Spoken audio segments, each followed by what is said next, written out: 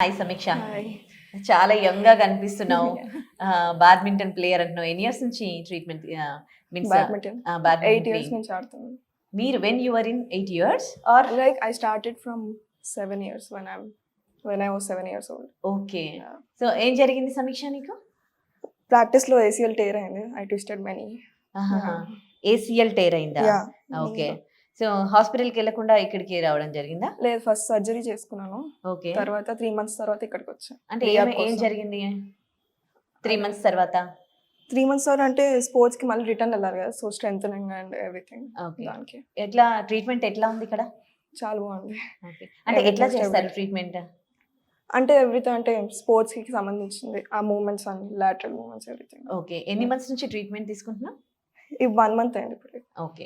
1 month లో నీకు ఎంత మేర రికవరీ అయినట్టు అనిపిస్తుంది? హాఫ్ పైన లైక్ 60-70% రికవర్ అయిపోయింది. ఓకే. ఇంకా ఎన్ని మంత్స్ ఉంది ట్రీట్మెంట్?